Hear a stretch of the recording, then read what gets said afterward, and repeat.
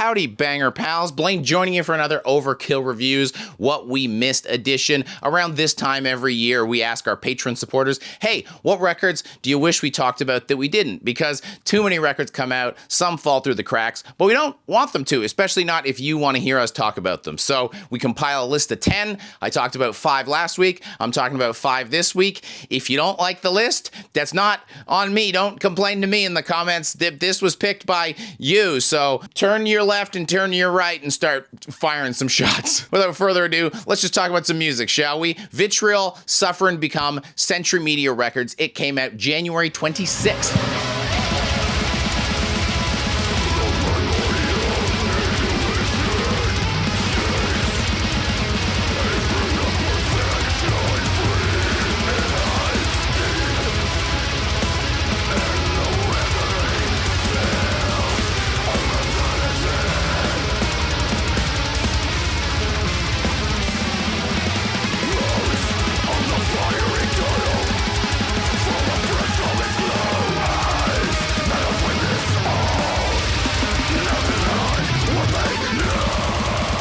Vitriol is a weird one for me because everybody in this band has a resume that makes my skin absolutely crawl. Deathcore, brutal, tech, all words I don't want to see touch my death metal. You're trying to get a job here? No, I'm sending you out the door. But this record is the perfect example of why I don't like those things, because this has elements of all of them, but it's done actually well instead of like shit, so it sounds really amazing, and I don't have a problem with it because I don't technically hate anything. I just like good music.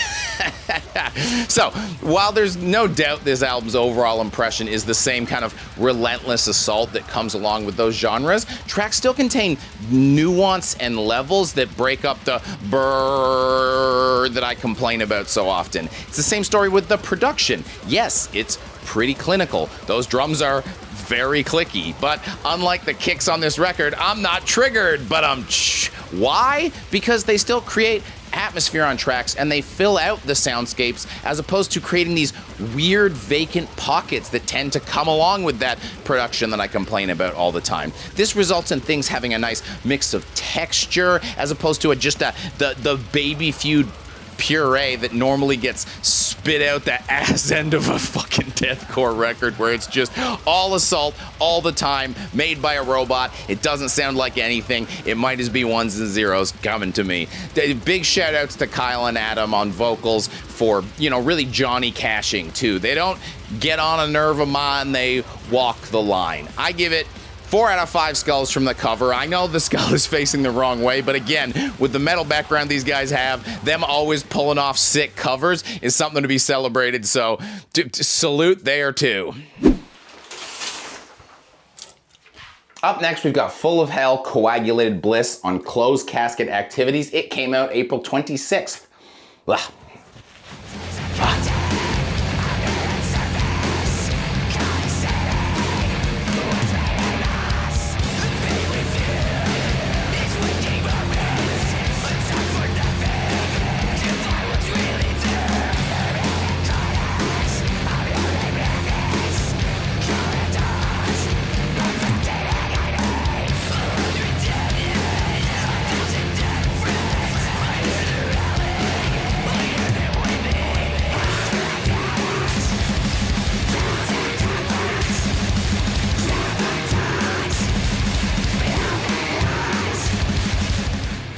To be honest with you, Full of Hell have kind of been a band that's been falling through the cracks of my musical repertoire. While I obviously know who Full of Hell are, I probably wouldn't have been able to tell you much besides the basics before today. But hey, boy howdy, what a great album to welcome me into the fold, I guess. I sure do love doing this show, smile. It's got a great grindy core, but it's actually really hard to nail down to one genre. From straight up noise, to a little touch of industrial on Fractured Bonds to mecha that makes me want to email the track to Godflesh and go, see guys, this is how you're supposed to do industrial and metal in 2020. God, I did not like The Purge. They even toss a 6-minute Doom track in the middle of this chaotic nonsense, and instead of serving as like this awkward wedge that drives into the middle and completely disrupts the flow, it serves more as like an island to kind of sit on, catch your breath, and then, dive back into the chaotic pit. Just like the Vitriol record, it managed to sound incredibly broad, but cohesive with no dip in intensity. Plus, the way the album closes with just sax straight up makes me laugh. In a good way. I'm not making fun of them, but this little sax bit, I don't know, I find that funny. Take it away, sax.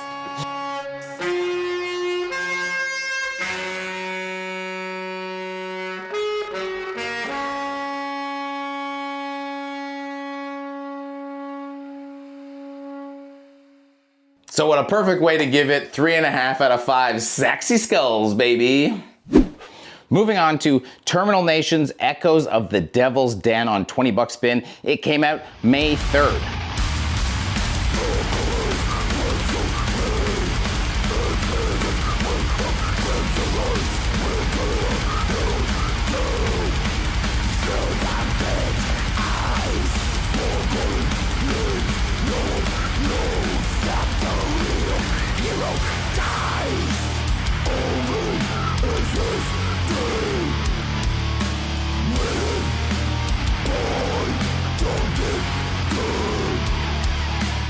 This was probably the biggest surprise on the list, but I'm always certainly happy to see a nice juicy underground record on here, especially with the anti-fascism, anti-capitalism, anti-authority lyrical themes on Metallum. It seems the vibe I'm trying to put out on the channel is being reciprocated. The record itself is a solid death metal record with a hardcore tiger tail ice cream ripple through it, which is apparently an exclusively Canadian ice cream flavor, so I don't know if that's gonna land anywhere else in the world. The core portion of it is the core that I've been happy to see making its way to metal these days. The could be on tour with 200 Stab Wounds type of core influence. Probably will be on tour with 200 Stab Wounds. 200 Stab Wounds is permanently on tour. Those guys work hard. I dig that the lyrics we're getting on here aren't just also some devil nonsense all the time. Always support bands talking about real issues if they can do it, and they can do it. My only real complaint with what's going on here is, why the hell are there 5 vocal features? Let's figure out what your band sounds like before we bring in a whole ass a cappella group worth of vocalists. It's too many. 1, maybe 2, 5, get the hell out of here. Other than that, no real complaints. 3.5 out of 5 guest skulls, I guess. It's way too nice a day to be inside, so let's get outside for Dune's Void Kind on Metal Blade Records. It came out April 19th.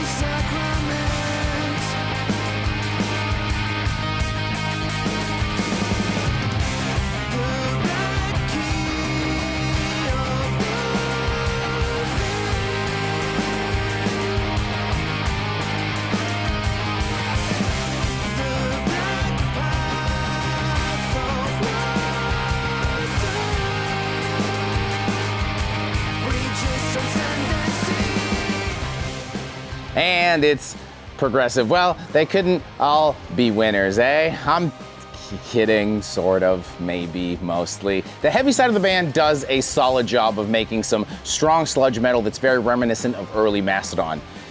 The problem is that we also get progressive post-metal that's very reminiscent of now Mastodon, and that's worse. It's just a lot of singing, man. And it's not always bad, but like, towards the end of Eleonora, it is bad. I like the music that comes along with it. I kind of am on board with it. I could go for more of that. I'm kind of just like, hey, how about you guys shut up and we just let the music play? Let the music play. That shit she heard does. Anytime anyone says let the music play, you owe RuPaul $4.83. Thankfully, the vocal performances have a pretty wide range, so when something is bugging me, a new thing is likely coming in soon to bug me less, hopefully. It's a very not me record, but it is a record that I respect in execution. I'm probably never gonna listen to it again, but I don't think any less of it. I don't think it's a bad record. I'd give it 3 out of 5 very respectful skulls.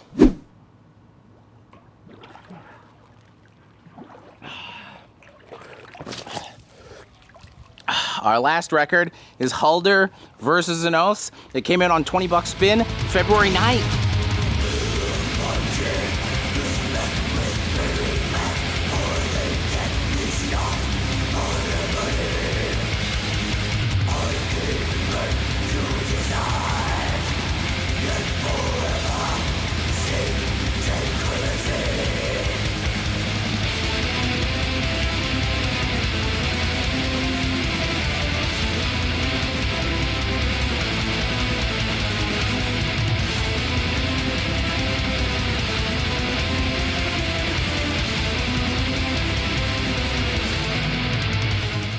Yeah, I'm kind of surprised we didn't cover this one either. I've obviously made it very known how big of a fan of Halder I am, but I guess she kind of very quickly graduated from Metal Monthly tier to full coverage tier, and now I gotta talk about her like this. Due to a combination of quality and marketability, she's gotten thrust to the forefront of a new wave of American-ish black metal, and I think she's handling things pretty well. After the Decibel Magazine tour and the EP, she's kind of just, yeah, she's that gal, and I think this record is basically as gracefully as she could have possibly transitioned from these two states. It is going to be bigger because, well, let's be honest, the general public is enamored with the idea of black metal, but they don't actually want black metal, and I think she does a good job of giving people like that what would necessarily bring them in, but without the rest of us feeling like, oh, we've got betrayed and she's just moving on. Yes, there's a little bit of clean singing. Yes, there's folk elements, but they're integrated well enough as opposed to a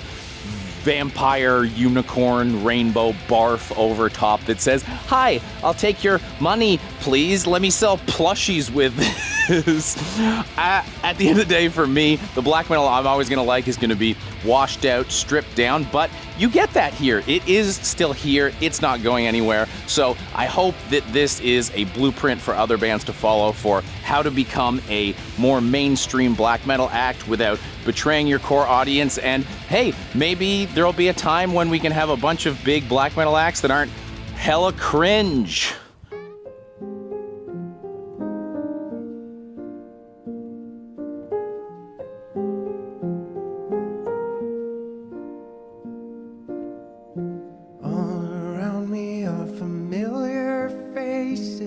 Fucking Nurgle. So that's been the list. What did you think? Did we miss anything else? I mean, I'm sure we always did. You're always going to have something to say. For those of you that were saying, why didn't we put Ulcerate in this list? It came out last Friday. We asked before last Friday. I'm sorry. We'll do another one of these towards the end of the year. You can jam Ulcerate in then. Other than that, thanks for watching. Thanks for hanging out with us. And I'll see you on the next one.